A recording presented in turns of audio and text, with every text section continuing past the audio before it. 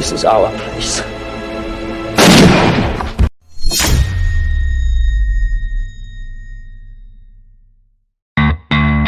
Halo, apa kabar semua? Masih terjebak sama wajah mantan yang sudah punya gandengan yang lebih cakep dari kalian? Atau kalian sudah move on? Kalau masih, sebaiknya tetap di sini, siapa tahu bisa melupakan wajah mantan barang sejenak. Oke? Pada pertemuan perdana ini, saya akan mengisahkan alur film The Secret of Morobon, sebuah film Spanyol yang berjenis kelamin rupa-rupa. Sumber-sumber yang saya baca juga sepertinya susah mengidentifikasi genre film ini, karena campur aduk antara horor, misteri, dan drama psikologi. The Secret of Morobon adalah salah satu film yang mind-blowing banget karena punya twist ending yang ciamik. Mirip-mirip Sixth Sense atau The Others ya. Kalau nggak percaya, kita langsung saja menuju filmnya. Meluncur! The Secret of Morobon mengisahkan kehidupan 4 bersaudara, yaitu Jack, Billy, Jane, dan Sam.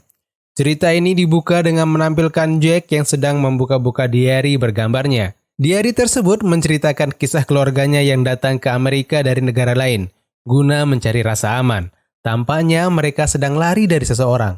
Lebih tepatnya, ibunya Jack mengajak anak-anaknya untuk kembali ke rumah masa kecilnya dahulu. Rumah tersebut telah terlantar selama 30 tahun, sehingga bentuk dan juga keadaan lingkungan sekitar rumah tersebut sungguh berantakan. Hari kedatangan Jack dan keluarganya di rumah tersebut adalah hari bersejarah, karena mereka akan menanggalkan nama keluarga Fairbrain dan berganti menjadi Morobon, yaitu nama keluarga ibunya Jack. Once you cross that line, there'll be no memories. Pada suatu waktu, saat 4 kakak beradik itu bermain-main di sekitar rumah, mereka menemukan sebuah batu besar berbentuk tengkorak. Terdengar suara perempuan dari balik batu tersebut. Suara perempuan itu seperti sedang mengajak Sam bermain dengan berpura-pura menjadi tawanan seorang penyihir. Gadis yang mengaku sebagai tawanan itu pun muncul. Ternyata ia adalah seorang gadis cantik nan menarik bernama Ellie. Take these acorns in return. Jack langsung jatuh cinta sejak pandangan pertama kepada Ellie, dan begitu juga sebaliknya. Sejak pertemuan itu, Ellie menjadi dekat dengan keluarga Morobon.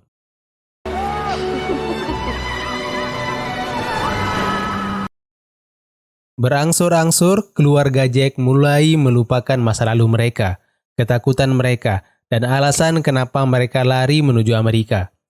Pada saat-saat seperti itu, penyakit yang diderita ibunya Jack malah makin parah dan berujung pada kematian. Belum meninggal, Nyonya Morobon meninggalkan pesan kepada Jack, yaitu Jack harus bersembunyi dari semua orang hingga berusia 21 tahun. Karena jika pemerintah tahu anak-anak keluarga Morobon telah kehilangan kedua orang tuanya dan Jack belum berusia 21 tahun, mereka pastilah akan terpencar, berpisah, masuk ke panti asuhan yang mungkin berbeda-beda.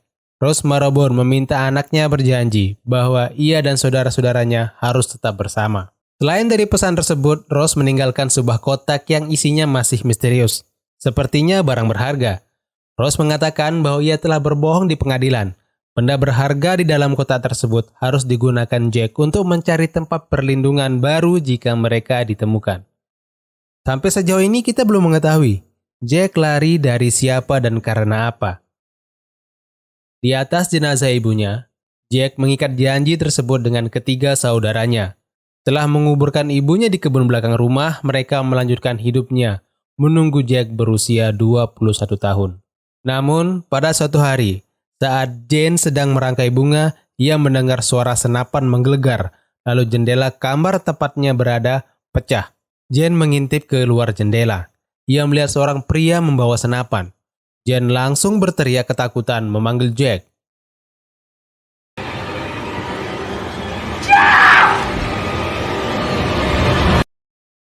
Cerita melompat ke 6 bulan kemudian. Jack yang sedang menyiapkan kue dikejutkan oleh Sam yang mengatakan bahwa cermin besar yang berada di tangga tutupnya terlepas. Dan Sam mengaku mendengar suara dari cermin tersebut. Entah kenapa bocah itu sangat takut pada cermin. Ia selalu mengatakan hantu akan keluar dari sana. Akhirnya mau tidak mau Jack pergi untuk menutup kembali cermin besar tersebut. Ketika Jack memperbaiki kain penutup kaca, ia melihat noda di langit-langit. Ia kemudian pergi ke lantai 3. Ternyata pintu kamar lantai 3 telah disemen. Lalu tiba-tiba Jack merasakan sakit di kepalanya.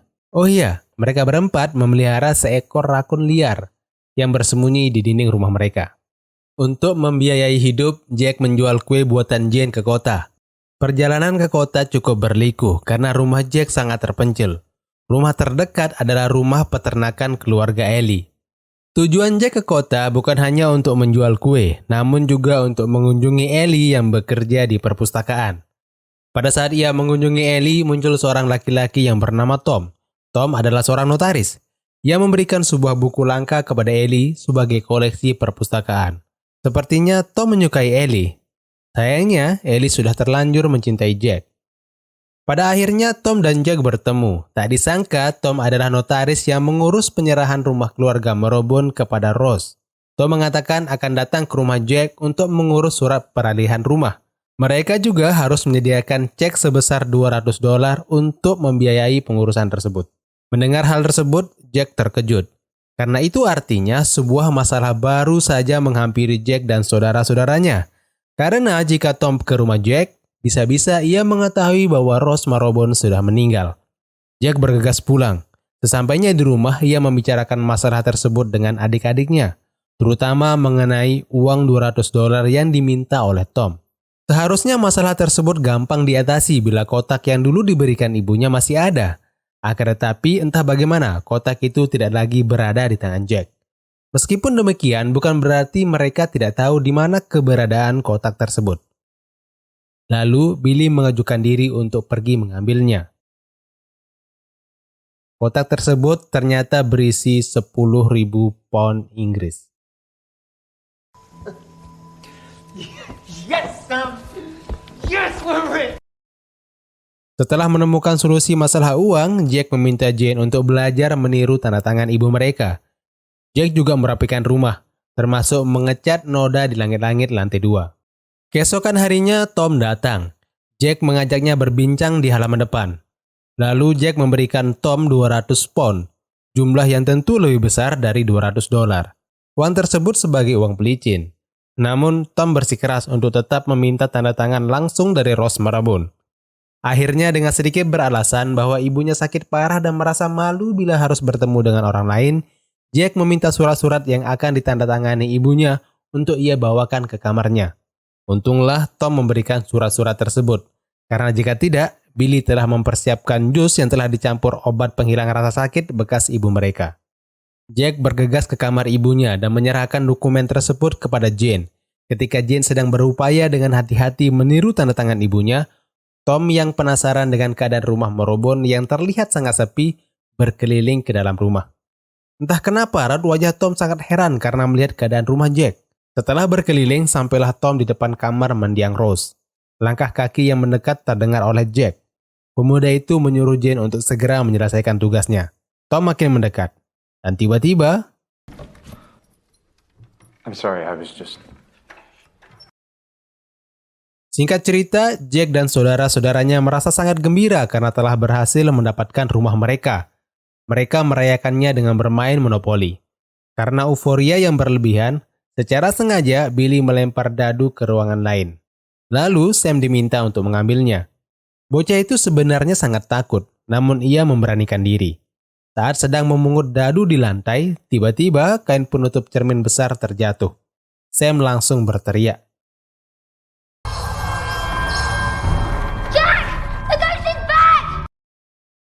Jack kemudian menyuruh seluruh saudaranya bersembunyi di dalam benteng, alias kemah kecil yang mereka buat di dalam rumah. Jack pergi bergegas keluar untuk menutup kembali cermin besar di tangga. Saat sedang menutup cermin tersebut, Jack melihat langit-langit lantai 2 rusak. Melalui celah tersebut, ia mengintip. Dan tiba-tiba,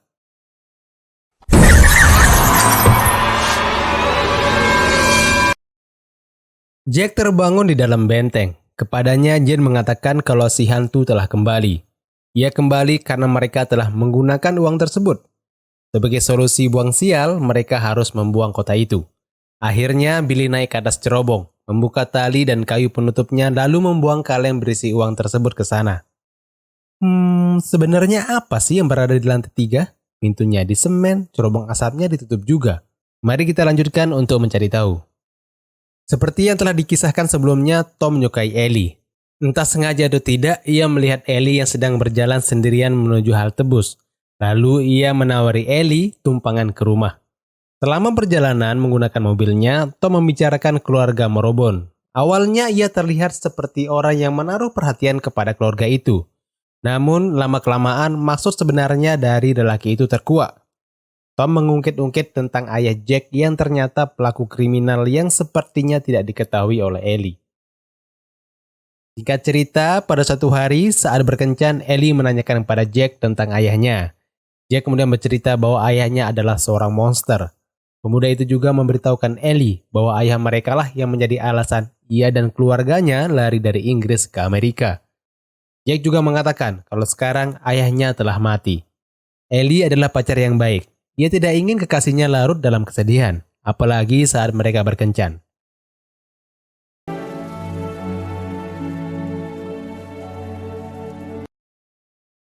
Kencan Jack dan Ellie ternyata dimata-matai oleh Tom.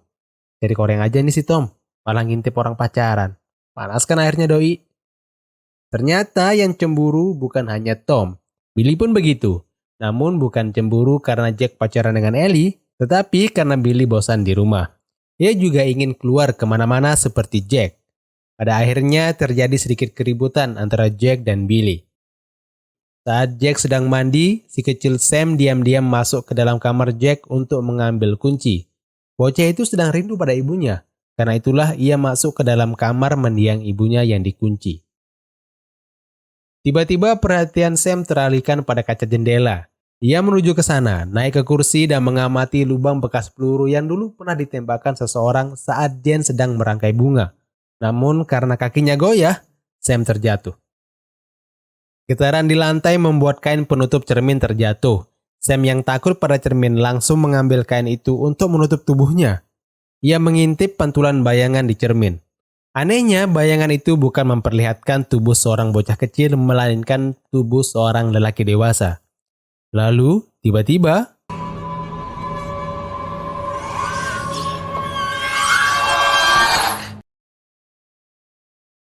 Tom yang masih pantang menyerah berusaha untuk merayu Ellie. Sayangnya gadis itu menolak. Tom tahu penolakan Ellie karena Jack.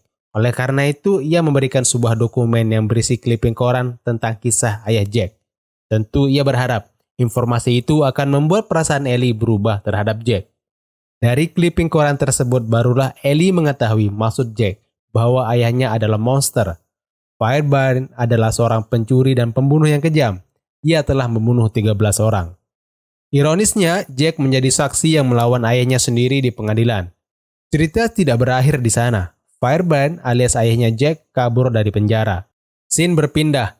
Jane yang sedang membersihkan rumah mendengar suara rakun peliharaan mereka di langit-langit lantai 2. Kemudian ia mencarinya, dengan tujuan hendak memberikannya makanan melalui lubang di dekat tangga yang dibuat oleh rakun tersebut. Saat sedang memberikan makanan, tiba-tiba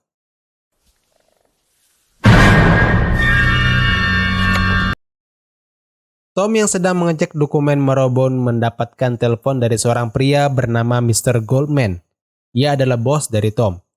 Telepon itu sebenarnya sudah ditunggu-tunggu oleh Tom karena berkaitan dengan karir kepengacaraannya. Namun kabar yang ia terima sedikit mengecewakan. Tom berharap menjadi pegawai Mr. Goldman. Tapi Mr. Goldman mengabarkan bahwa Tom diminta untuk menjadi mitra perusahaan.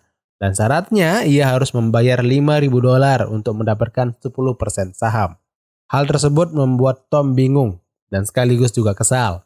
Di tengah kebingungan dan kekesalannya, Tom melihat kliping koran tentang ayah Jack. Ternyata uang curian 10.000 pound masih menghilang. Tom langsung mengingat tentang pembayaran peralihan rumah sebesar 200 pound yang diberikan kepadanya. Saat itu, Jack beralasan bahwa mereka belum sempat menukar uang tersebut ke dalam mata uang dolar. Akhirnya, Tom pergi ke rumah Jack. Penipuan tanda tangan yang pernah dilakukan oleh Jack digunakan Tom untuk menekan Jack agar mau menyerahkan uang 10.000 pound itu kepadanya. Tom lalu pergi sambil mengatakan kalau ia akan kembali besok untuk mengambil uang tersebut. Akibat hal tersebut, Jack merasa sangat putus asa. Ia merasa bahwa ini adalah akhir dari perjalanan keluarganya. Akan tetapi, pada malam harinya, Billy mengendap-endap menaiki atap rumah menuju cerobong asap. Dengan sebuah tali ia turun ke sana. Tentu tujuannya adalah mengambil kembali kotak yang dulu pernah dibuangnya. Berbekal korek api, Billy masuk ke dalam kamar lantai 3 itu. Ia hampir muntah melihat bangkai rakun yang isi perutnya telah keluar. Billy menemukan kotak itu di tengah-tengah ruangan. Ia mengambilnya dan segera mendaki cerobong asap. Namun, sebelum mendaki, ia seperti mendengar sesuatu. Ia turun untuk mengintip, dan tiba-tiba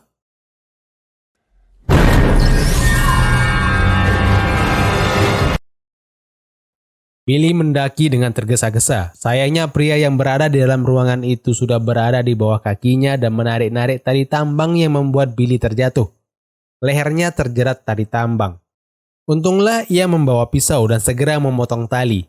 Billy berhasil melarikan diri. Keesokan paginya, Jack terbangun di tengah-tengah lantai. Ia keluar dari kamar dan menemukan Jane sedang mengobati Billy yang terluka di pinggangnya. Billy kemudian mengatakan apa yang dilihatnya tadi malam. Pria yang berada di lantai 3 masih hidup meskipun Jack telah menembok pintu keluarnya. Kata Billy, pria itu masih hidup dari memakan burung, tikus, rakun, dan menadah air hujan. Billy akan pergi ke sana dan membunuhnya. Tapi tiba-tiba Jack jatuh pingsan. Melihat kondisi Jack, Jane mengatakan pada Billy kalau mereka harus memberitahukan Ellie tentang kondisi Jack, karena hanya dialah yang bisa menolongnya.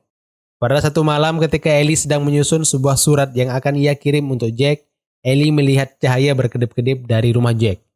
Itu adalah cahaya senter yang digunakan sebagai sandi Morse. Begitulah cara Jack dan Ellie berkomunikasi saat malam hari. Sandi itu berbunyi bahwa mereka akan bertemu besok di Batu Tengkorak Besar. Keesokan harinya Ellie pergi ke Batu Tengkorak. Namun ia tidak menemukan Jack di sana.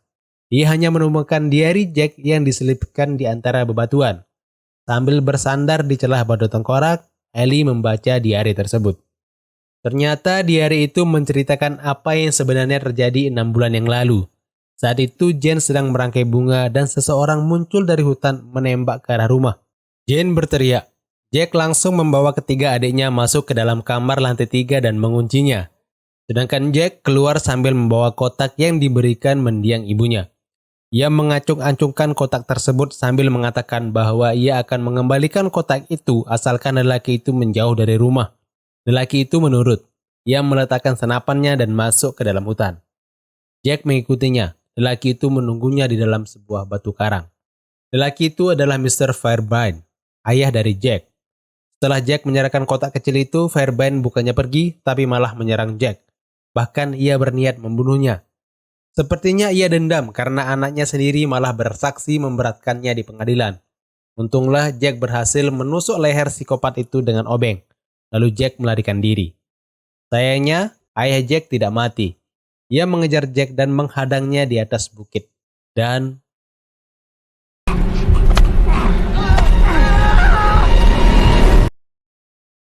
Billy, Jane, dan Sam yang menunggu di dalam kamar tiba-tiba mendengar pintu kamar digedor-gedor. Karena pintu dikunci, orang tersebut tidak bisa masuk. Namun setelah gedoran dari pintu sesaat menghilang, tiba-tiba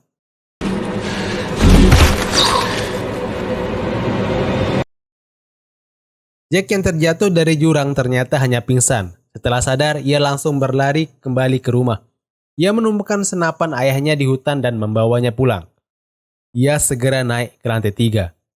Jack yang memanggil-manggil nama saudaranya tidak mendengar jawaban dari mereka. Yang ia dengar malahan adalah suara ayahnya yang memintanya membuka pintu. Sepertinya semuanya telah terlambat. Jack yang putus asa berniat bunuh diri. Namun ketika pelatuk senapan akan ditarik, ia seolah-olah mendengar suara adik-adiknya dari dalam benteng. Dan ketika ia masuk ke dalam benteng, Jack menemukan Billy, Jane, dan Sam sedang tertidur. Namun, itu semua adalah halusinasi dari Jack. Cermin besar di rumahnya mengatakan kebenaran. Jack menolak kebenaran itu. Jack memutuskan untuk memulai hidup barunya bersama ketiga saudaranya yang bersemayam di dalam pikirannya. Jadi, Jack sengaja menutup semua cermin di rumahnya. Ia juga membuat dinding di pintu kamar lantai 3 dan menutup cerobong agar ayahnya tidak bisa keluar. Begitulah yang terjadi 6 bulan yang lalu. Kita berpindah ke masa kini. Sedangkan di rumah Jack, Tom telah datang untuk mengambil uang yang dimintanya. Anehnya, ia tidak menemukan siapa-siapa di rumah tersebut. Maka dari itu, ia mengobrak-abrik sisi rumah untuk mencari uang peninggalan Fairbairn. Setelah mencari ke sana kemari, pada akhirnya Tom naik ke lantai 3 dan menemukan kamar yang pintunya ditutup batu bata. Ia mengira uang itu disimpan di sana. Ia segera mencari sesuatu dan menemukan palu besar untuk menghancurkan dinding yang menutupi pintu. Setelah berhasil masuk, ia langsung diserang oleh bau busuk. Di sudut ruangan, ia melihat sesuatu yang ditutupi selimut. Saat ia membukanya, yang dilihatnya adalah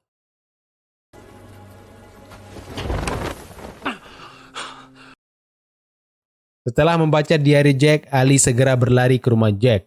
Awalnya ia tidak menemukan siapa-siapa di sana. Tapi tidak seperti Tom, ia tahu kemana harus mencari. Ellie menemukan Jack di benteng, sedang berbicara seorang diri dengan 3 kepribadian. Ellie kemudian berbicara dengan kepribadian-kepribadian lain yang berada di dalam diri Jack. Kepribadian Jane menginginkan Ellie untuk membantu Jack, tapi Jack tidak mau. Kehadiran Ellie hanya akan membuat ketiga saudaranya pergi. Oleh karena itu, Jack mengusir Ellie. Just leave us alone! Please, please leave us alone. Saat Ellie akan pergi, ia mendengar suara langkah kaki di lantai 3. Ia menduga kalau itu suara langkah kaki Tom. Oleh karena itu, ia segera naik ke lantai 3. Seperti halnya Tom, Ellie menemukan mayat ketiga saudara Jack. Ellie memanggil-manggil Tom, tetapi lelaki itu tidak menyahut. Setelah terus masuk ke dalam, akhirnya Ellie menemukan Tom yang ternyata sedang memegang lehernya yang bersih berdarah.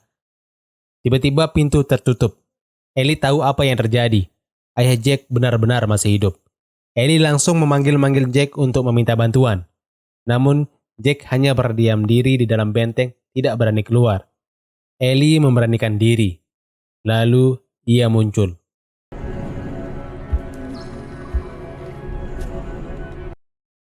Ellie memanggil Billy, memanggil Sam, memanggil juga Jack. Fairbairn menggila.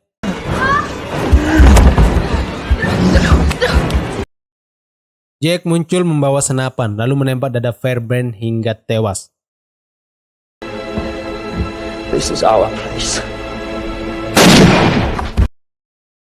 Shane menampilkan Ellie yang sedang berbicara dengan seorang psikiater, membicarakan kondisi Jack. Meskipun psikiater menyarankan Jack untuk pindah rumah, tetapi ia menolak.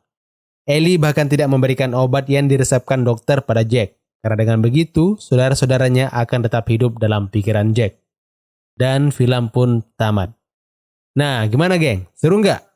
Pesan moral dari film ini adalah jangan tinggal di dalam hutan. Nanti ada orang jahat datang. Bila kalian suka dengan channel ini, tolong dibantu perkembangannya. Oke, sekian dulu dari saya. Adios. Semelekete weleh weleh.